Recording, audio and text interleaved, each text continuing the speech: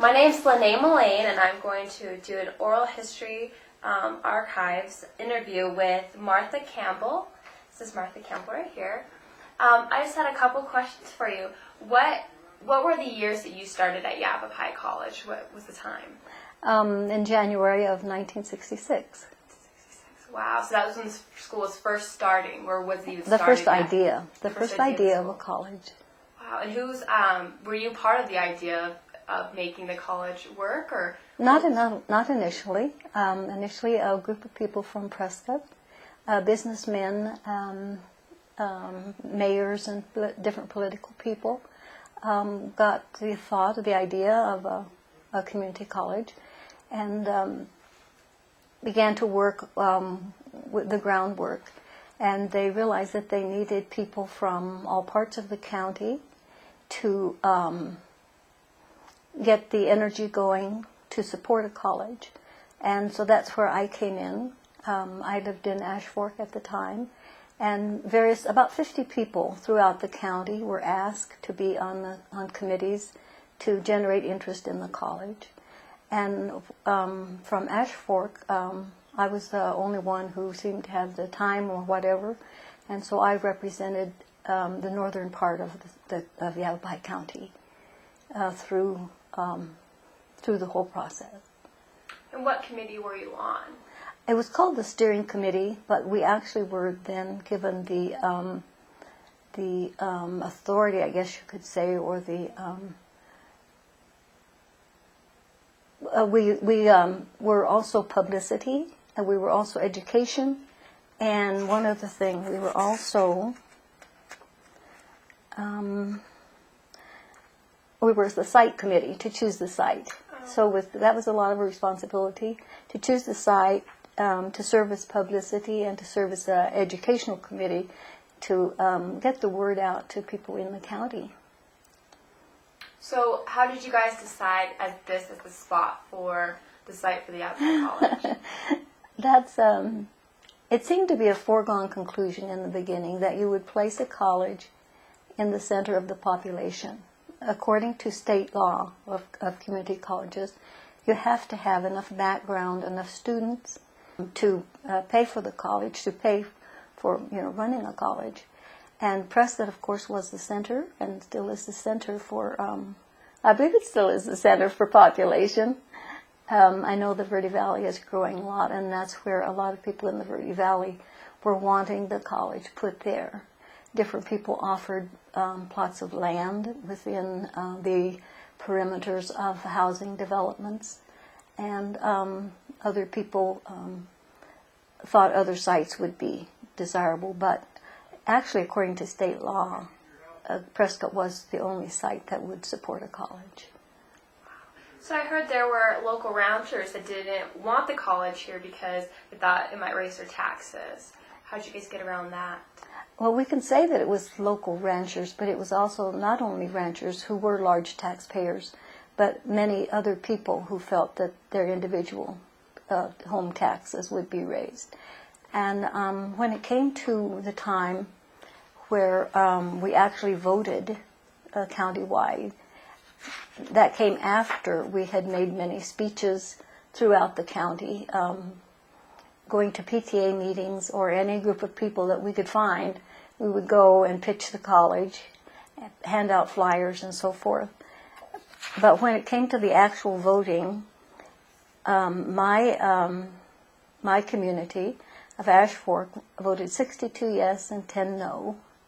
And the neighboring town of Seligman voted 18 yes and 53 no. So those people, of course, were not all ranchers. So you can see that there was animosity, and I think a suspicion and a lack of knowledge about actually what the future could be with a community college in Yavapai County. The Verde Valley area, Sedona and Oak Creek, Clarkdale voted 3 yes, 190 no. And Cottonwood 11 yes and 678 no. Camp Verde 4 yes and 399 no. And Oak Creek 2 yes and 150 no. So you can see that the burden of getting the vote across was with the committee, and of course we counted, of course, on the people in Prescott. So it was a struggle. It was a long and hard struggle, and took a lot of people's time and effort. And I want to mention here that Dick Walraven, whose health doesn't permit him to come for an oral history, was absolutely vital to all of this that went on and to the success of what came on. He is an attorney, a Prescott attorney, and devoted a lot of time and a lot of effort. And I'd like for him to make sure that he gets credit for what he did. Great. So what did you guys do? What were some of your tactics to get people to change their mind and realize this is a great thing for you guys to have in the community to have? PTA is always a good place because you have parents there. And so we went to, I don't know how many PTAs, anyone.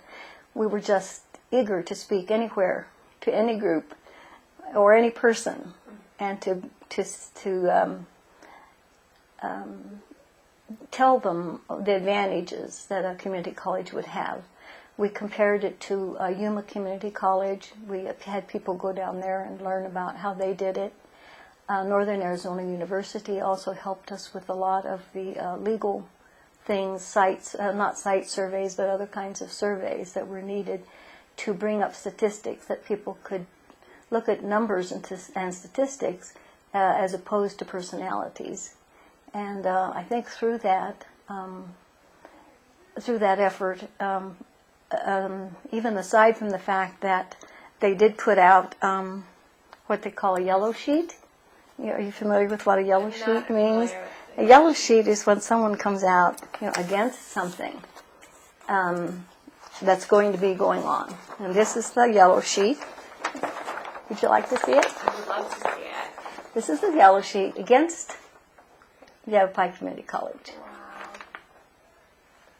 That's amazing. Should I put it up there? That's amazing. You kept this through all this time. That's amazing. Wow. So at the time, was Prescott, what was the people that were in Prescott? What was more of the population? Was it more older, younger, middle, like teenagers, or what type was the population? Was it more older adults like it is now? Or I would say it was people who were misinformed and who perhaps had already formed an opinion that taxes would be raised, that the college was not necessary. And I think we were still somehow in the mindset, and I'm quoting one of the speakers, that a few people can do the thinking and the rest of the people do the work. And so we were trying to move from that mindset that everyone can, there's an education for everyone, whether it's in the classics, whether it's auto mechanics, or whether it's computer, whatever it is, there's an education that will benefit everyone. And so we were felt so strongly about that to try to get away from a society where a few people did the thinking and the rest of the people did the work. And we were eager to help people have an education that they could afford. And that was sort of the impetus that kept us going, I think. We all felt that way. I didn't have a college education at the time. I don't believe some of the other members did, not that that's a determining factor, but we wanted it for others. We wanted advanced education for others. so is that what really got you into this project? Yes. Just trying to spread the education? And Yes. It is. Yes. Great. So were there more at this time, more males in this business, or because I know that you encountered a little bit of maybe sexism or in your group, because I think you were the only female, were you? Or I was the only person in the steering committee. There were other women in Prescott particularly who had done work through the PTA, who helped prepare materials, who helped do other things. I don't know all of those women because the steering committee didn't necessarily meet with them, but they worked behind the scenes a lot. But when the steering committee was named, Dick Walraven was named the chairman, and Dwayne Miller from the Verde Valley was named the vice president, and I was the only woman that was there, so of course I was named the secretary. Oh, of course. Yeah, and that was fine. That was fine with me. I was aware of what was happening, and I will say that all of the men were wonderful to work with. Treated me very well, and I treated them very well, and we got along. Worked very, very well as a group. There might have been a little bit of dissension in one or two places, but not with the main group that was there all the time. That's good. What about the public? Because you were working with getting the word out. Did they perceive you well just because you're a woman, or did that even come into it? I think it did. I think it did come into it a bit, that here was a woman asking for their money, asking for their vote, asking for them to open up a little bit and consider education for all, for affordable education for all. And a lot of people, I think, at that time had been in the mindset and had lived the life that men were the people who could get this done. And together we all did. Wow, definitely. So tell me your involvement that you had in the election to get the college formed. I heard you were really involved in that. Can you tell me a little bit about that? That was really exciting and fun. It seemed to be a contest between the two groups, the no's and the yeses. There were actually two arguments, and one was to have the college, and then the second one was, of course, where to put it. And in the first consideration, to have the college with the yellow sheet that came out, we then felt that we had to counter that because it had been distributed throughout the county. And so the Prescott Courier printed paper, and that was distributed, I believe, the following day after the yellow sheet had come out. And I believe they printed that free. We put out different things to people to vote for the college. Oh, wow. Let's see, all over Prescott then? Mm-hmm. All over the county, as nearly as we could. Okay. Oh, that's right. And the one way that we could get, not this paper, but the paper that the Prescott Courier printed, was, I believe, either Dick Walraven even had a plane or had access to a plane.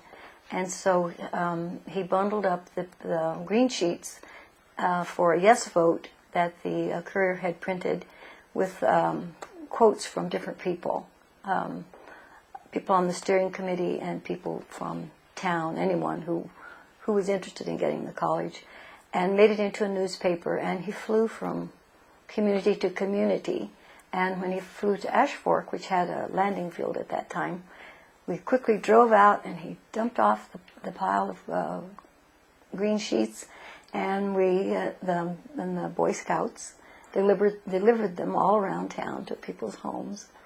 And it was a really down-to-the-line fight, deadline thing to get the college. And so when the vote came, we put off naming the site until after the November election. For one thing, we were not sure of the site, but also politically it was wise to not name a site until after the election. And so after the November election, which passed by 94 votes. Wow. So this college is here because of 94 yes votes. So looking at the college and all the work it put into it, were you just relieved after hearing that? Was it just a big relief? And then after finally passing, where did you go then? What was the next process? Was it finding the location, or? The relief was almost like a presidential election where you're really rooting for one candidate, and if they win, you feel so great. It was that tremendous for us. It meant that much to us, and it was relief and great joy, and we were so happy, and we could immediately see into the future, and we could see the possibilities for so many people, and we also were so pleased that what we perceived to be really good judgment had had carried the day, so to speak. And then, of course, the site committee then had to get more involved. And the 7 of us on the steering committee rented a bus, and we went throughout the county. I know we went to some property not too far from, it was on the Fain Ranch, I believe it was. It was the foot of a hill where I noticed on the way up from the valley there's, I believe, a car lot and some apartments. And that would have been given, they said, to the college to build the college there. It, of course, was too far from the center of the population. We went to the Verde Valley and we looked over many sites, places down there, and of course, again, wonderful sites, but needing still the population to support it. And so then it was voted on and the site was chosen here because we had 40 acres that belonged to the city. And then I believe additional land has been bought. Then I don't know who it was bought from exactly. Someone knows, but I don't know who it was bought from. I think the state. Perhaps some of it was bought from the state. So what was the population in the 1960s in Prescott? What was around, do you know, around the population that was here? Well, I don't know. I read that it's 46,000 now. Mm-hmm. And I would say it was probably 5,000. That's a terrible guess. But the business people, Dr. Hicks and Warner Dixon, who was the county school superintendent, were very helpful and in spearheading all of this. And we had a lot of wonderful help. It just seemed like it fell into place. And Joe Refness Jr. from Phoenix was did the bond work and the financial work on it. And then we interviewed several architects and chose Benny Gonzalez for the first buildings. And in my scrapbook, I have the diagrams of his beginning, the first 2 buildings. I believe it started with 2 buildings, and I'm not sure. So what was, after it became accepted and it was voted to pass, were the people that voted no, did you see them change their mind? Were they going for it, or was it still a little animosity towards them? There was some still animosity. It was, I believe one person said, won't be long before I use that as a barn for hay. Oh. And the mindset then was different. You know, times change, people change and move forward as they have. And then we had to choose a college president. Mm-hmm. And I interviewed a lot of people, of course, and they decided to hire Dr. Barnes, who was a man from Texas. And he was a very good salesman in that he was able to sell himself and his ideas very well. And his mindset and mine did not go well together. He was a very conservative person, and I was in the process of being created a little more liberal bent. And we were all, Dick and I we were in our early 30s at that time. And so Dr. Barnes had great plans and so forth. But some of his ideas about who should go to school and what they should look like, which was a big issue in those days. In the late 60s, of course this was, about 70 was when, I think it was 70 when the first, they broke ground September 1968. And it was in the 70s then when I believe the school actually opened. And Dr. Barnes felt that a person, in order to go to school, and particularly to get a scholarship or a loan, should look and dress a certain way. And during that time, I remember very painfully, and I'm glad you don't, that long hair was considered not a good thing for a boy. A military haircut was what needed to be to present yourself as a man. And certain kind of clothes, probably shirt tail in with a belt, something like that.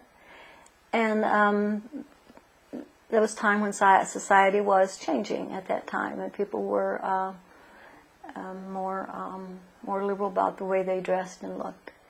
And so there was actually, I believe it's probably on record in the Courier, that there was a confrontation of a boy in line to register. I believe to register for school. It might have been to register for a loan or something else, but Dr. Barnes actually removed him from the line because he had long hair. And there was, quite a stir about that on both sides. But you can see that how times have changed just within, a few years of my lifetime, and before you were, while you were a part of all that, part of the college. So how many presidents did they look at? Was there quite a few? Because it was quite a big challenge to come into a small location, a school just opening, a big challenge. Were there quite a few people that wanted to take it on, or? And I don't believe I have a list of everyone who they interviewed. That would be interesting to know now, who they were and what they have gone on to do since then. Dr. Barnes was charismatic, forceful, assertive person, and he seemed to know, just what he wanted and how to do it. And for fledgling people who had never started a college before, I believe that was gave some surety of that things would go well. And all in all, I think that he got the college off to a very good start. And someone was wise enough to start the computer lab, which at that time was, I believe, the best computer lab in the state. And that was, a really good move, and a good forward movement on that. So when it came time to enroll students, was there an abundance of students? It wasn't like lacking any students. Everyone wanted to sign up and everything. I believe there were less than 2,000, shortly less than 2,000 people. And I was reading through not really minutes, but a sheet that told what their goals were, sort of like a goal sheet. And it said that a full-time student would not pay any tuition. And that the tuition, they hoped to make money off of adults, grown-ups who were going to go to school who would pay tuition, and out-of-state people who would pay tuition. And I don't know how long whether that ever was actually put in place or how long that went on. So what was their goal for amount of students they wanted? Do you know? About 2,000, I think. About 2,000? So now after you were doing the steering committee and were made secretary, what was your main job now that the school is running? What was your main job after the school started? After the school got going, or just before, they actually needed to name a school board, sort of like a board of regents. And Mr. Dixon, the county school board superintendent, superintendent of schools, called me to come and have lunch with him, and I did, here in Prescott, and he told me that he was sorry, but that he would not name me to the school board, that he believed it would be too hard for me.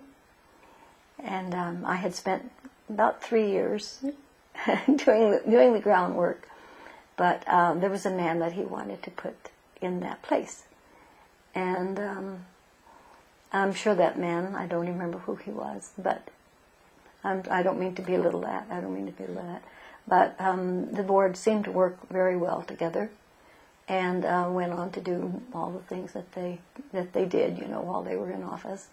I believe Dick Walraven was the chairman of that group, and everyone except me was on that board. But at that time, for myself, I was feeling that I wanted to go back to school, to finish school, and so I did. I went ahead and went to ASU and got my bachelor's and my master's and taught school, although Dr. Barnes did invite me to be the chairman of the, well, it was actually student loan. It was called Student Loan Committee, yeah, Student Loan Committee. And he asked me if I would be the chairman of that Student Loan Committee. And there were four or five men that he named to that committee. And we met often in the old Arizona Public Service building. And we met there, and then we also met in one of the other buildings in downtown Prescott. And the meetings were pretty heated because they wanted to limit the loans and scholarships to people who looked and dressed in a conservative way, and people who were or had served in the service, boys.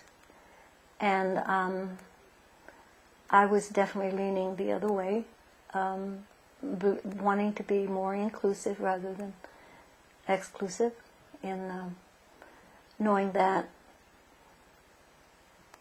people of skill and even people of greatness cannot be told, you cannot perceive who they're going to be by the way they look. And I wanted to try to get that across. After a few meetings and a few shouting arguments in the elevator on the way down, I let someone else take over that post. And I don't know what they ended up with. I'm sure what they had then is quite different than what they have today. Mm-hmm. And times change, people change, and we move on. And I did come to the dedication, and that was great fun to see everybody again. And so I've always followed the college in the paper and in the news and wished it well. And after I retired from teaching second grade for many, many years, I had an offer to work at the Mesa Community College. And so I work there now 3 days a week. And I just love to have the kids come up and sit down in front of me, and they say, mostly boys. Girls usually come 2 at a time, and they know what they want. But boys come singly, and they say, I don't know where I am or what I'm doing. And I said, you've come to the right place. Exactly. And have you seen a change with the appearance? That's funny. Yes, it is sure funny. It's a big change. A big change. When you were starting the college, they're known now a lot for their sports as well as their for their school. Did you guys have a sports program when you guys first started, or? They wanted to. They thought that sports would certainly attract people, and it's also important, you know. I don't know how it works money-wise here, but it is sports income can be a good money maker. It's also good for people's health and self-esteem and many things like that. And yes, they did. They also put in the swimming pool.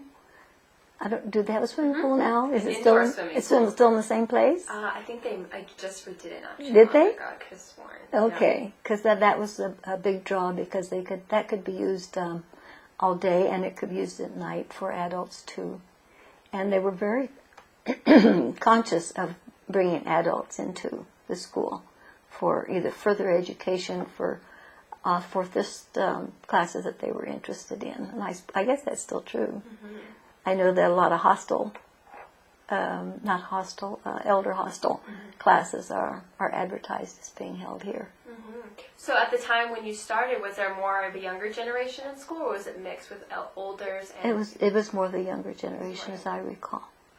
Okay. Mm-hmm. So coming back now and visiting the school, I mean, there's been obvious changes. Are you how do you feel about when it first started to seeing where it is now in the community? How do you feel about that? Mm-hmm. I'm just thrilled. I think it's a beautiful campus. The landscaping is wonderful. Just to see, just to see it just seems like a wonderful place to be. And from all I know, the reputation of it is good, and that's something that's very, very important from administrations through teachers to have a good reputation and to maintain a good reputation.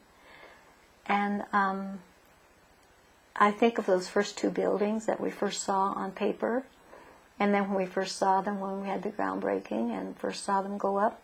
And I know we discussed the fact that the air conditioning units would be seen. They'd be on the roof, but they would be seen for the first 2 years. And then as the money came in, they would put the riser or whatever around the building so that then they would be more aesthetically pleasing to look at. And so it was, every detail was looked at very carefully for the money aspect, aesthetics of the campus. When you guys started with 2 buildings, what were some of the classes you guys chose to teach? Because there couldn't have been as many as we have now because we have more classrooms. What were some of the main focuses? Oh, that's interesting because it's in this book. I don't suppose we have time to stop and look in here, but I can, after a while, I can give you that information if you want to put it in. There were two classes that people were really strong about. One was an academic class, and one was a technical class. I know we discussed that a lot. I don't know why we discussed just 2 classes at one time, but everybody had their own bias, as to what they want taught. But I believe that the State Board of Junior Colleges mandates, that certain classes are taught or certain classes are not taught. And so you do have to follow, I believe some of that is law. Wow. So what would you say your best and or worst experience at Yavapai has been? Well, a surprising experience, which was kind of fun, was one night we were going to have a meeting in the city council room. That was an open meeting where anybody who wanted to could come and could ask questions about. It was in the early stages, and it was a cold and really, really snowy night. And I left my home in Ash Fork and drove by myself down through the snow, through Chino Valley, thinking, oh, I think I'm going to be late. And I kept going, and finally got to the building, finally got parked, and hurried into the building, and the meeting had already started. And the members were all seated up in the city council chairs. And I was very intimidated and by that and by being late, and so I came and sat down in the front row. And Dick Walraven stood up and said, "Here, we've been setting a seat for you." And I looked up, and they had saved the main seat in the middle, the one with the big high back. They had saved that seat for me. And so it was, it was kind of, in the Bible it says the first shall be last and the last shall be first. And so it was kind of a moment like that where it just surprised me so. So I took my place there, and I was the secretary, and I took the notes, and I was so nervous I'd have to ask people, now did you say yes or did you say no? to get the notes, the minutes of the meeting correct. And I suppose not being chosen for the board could have been a bad minute, but I was ready to do other things within myself. And so that was not, it was too bad that a woman was not there, I think. But that was a different time, a different way. Other than that, it was hard work. It was very hard work. It was a persuasion. You used all of your skills of persuasion if you had any. And you tried to not offend, and you tried to give out facts. And you tried to soothe. And you tried to do all of those things because we all felt so strongly that this would be a great thing and a great opportunity for people. And I guess we all probably still feel the same way. Yes. So then doing this at Yavapai, did that lead you into teaching? Is that what made you want to teach? I suppose that was part of it, yes. I've always been interested in education. As a little girl in Colorado, we lived across the street from the schoolhouse. And so we related to the school, a lot. And every Christmas, we had a store, and every Christmas, my mother and dad would fill bags with candy and oranges. And when school let out for Christmas, they would come across the road to the store, and my mom and dad and we children would give out the bags of Christmas treats to the students. And of course, that was in the 30s, and that was sometimes the only thing that the children got for Christmas. And so, it just means a lot. Wow, that's an amazing story. So, coming from Colorado, or you said Colorado, to how did you end up in Arizona? Oh dear, what a route! What a route! And in Prescott, a place. Yeah. I was born in Ohio, moved to Colorado for about 10 years, moved to California, Arkansas, Indiana, back to Arizona, Nevada, Arizona, Minnesota to go to high school, and to Texas, then back to Arizona.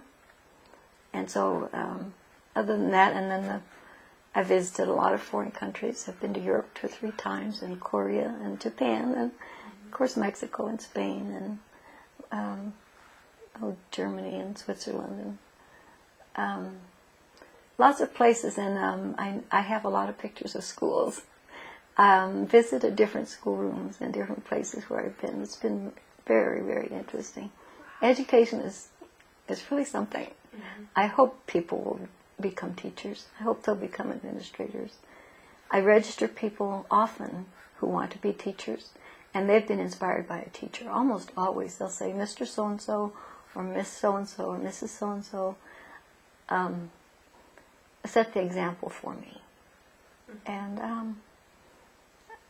I think it's a wonderful a career. It's a wonderful life, I think, teaching. I think it is too. I think I've had teachers that touched me, definitely, so I can say that for sure. But when you first came to Prescott, saying that there might be 5,000 in population to now, and we have even a Yavapai in Cottonwood and all over now. Is that amazing to see? Is that? Well, I knew that they would. I knew that there would be a campus there. So you had planned that from the beginning? Yes, everybody knew that there would be one. It couldn't be yet, but the population was growing. There were places were becoming incorporated more.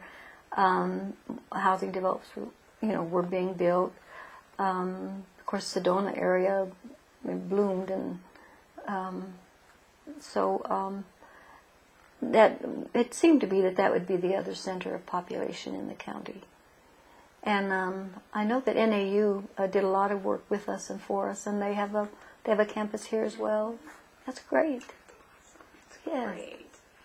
Wow. It's so amazing to hear all your stories, and especially it's so inspiring for you to be such a powerful woman in a time that was so hard. I didn't really feel powerful. I felt like there was work to be done. Well, at that time, I'm not necessarily too familiar, but when you were growing up, was college something that some women were looking forward to do? Is that something people were saying you can do that at that time? No, not when I was a teenager. I have 3 friends that I met in college who still come every February for my birthday to my home. We've been friends for almost 50 years. And we talk about what we did. 2 of us became teachers, and we talk about what we did and why we did it. And it was the lack of opportunity, the lack of even jobs. They were not there. Mm-hmm. And girls that we knew that went off to do something different were sort of ostracized because they were doing something so different. And we didn't really understand why why getting married and having children wasn't their goal, because we thought it was everybody's goal. Mm-hmm. In the back of our minds, there were things that we wanted to do, but we didn't feel society would support that.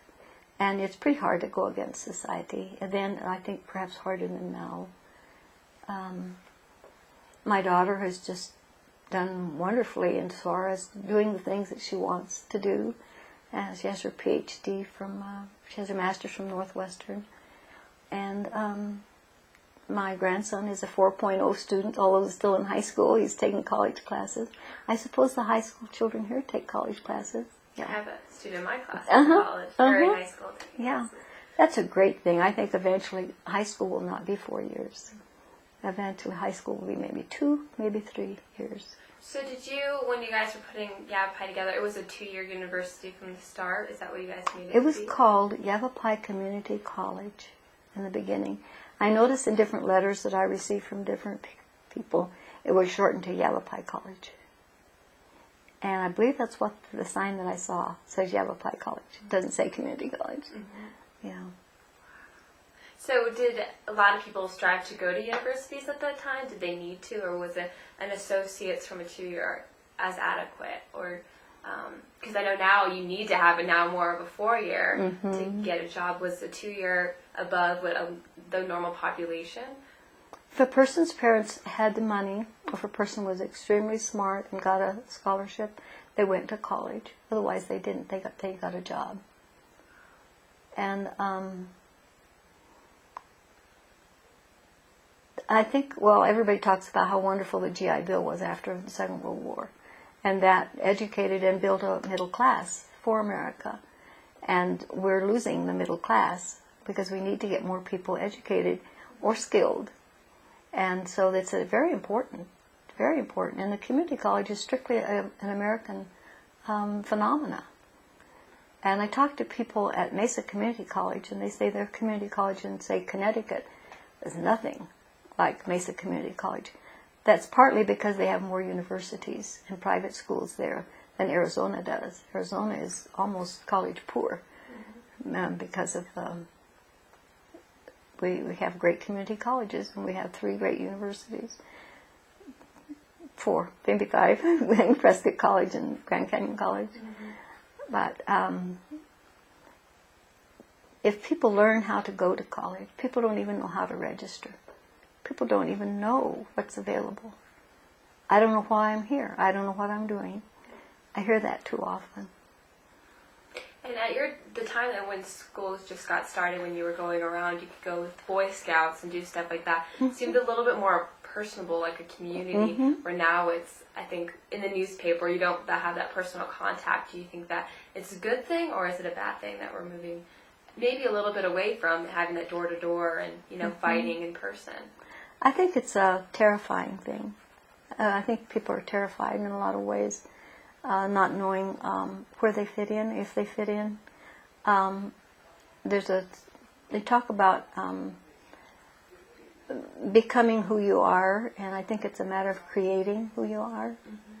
I believe given the tools, a person can create by enhancing what their God-given skills or their particular interests. And at a certain stage of a person's life, there's a moment, and there's a person, or there's an opportunity, and taken at that time, and encouraged and nurtured. I think anybody can learn anything. And I guess because I've seen it, coming from a time when people didn't do things that their heart might have wanted them to do. But I've just seen people do wonderful things, and I'm sure you have too. Well, when bringing seeing the students when you first started, and maybe they were more selective about who could come to school, who could get scholarships. Did you feel like they wanted the education more now than some people who parents are paying for maybe have more, like it's easier to get an education in some sense? Do you think that the want for schooling has changed a little bit more? Or, oh yes, yeah. I do. I think they want it because they know that it's somewhere there might be a chance. And I register a lot of students that have Pell Grants, Stafford loans. All of those things are very important. To me, it's amazing that a parent would not start the day a child's born saving money for their child's education.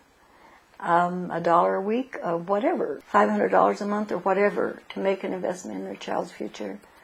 I think it's just vitally, vitally important to start. If you're going to have a child, prepare to educate it. That's great. Is there any more memories that you have that you'd like to share? Or Well, I think about teaching second grade, and I think about that every day that I drove to work. I don't think it ever failed that I thought, I'm doing the most important job in the world. I really felt that.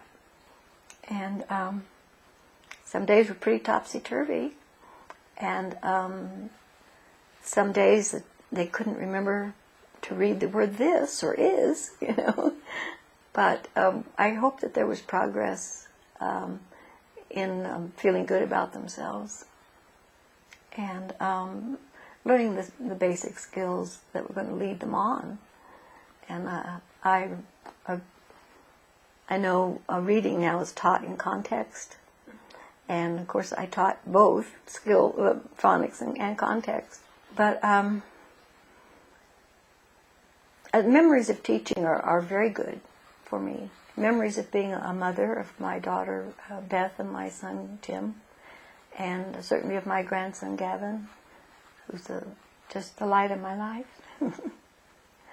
And the people that I work with now, I really appreciate everybody's effort. They try really, really hard to give a student a good education, to give them second chances, to help them repeat a class if they need to do whatever they need to do, and to encourage them and support them in their education effort.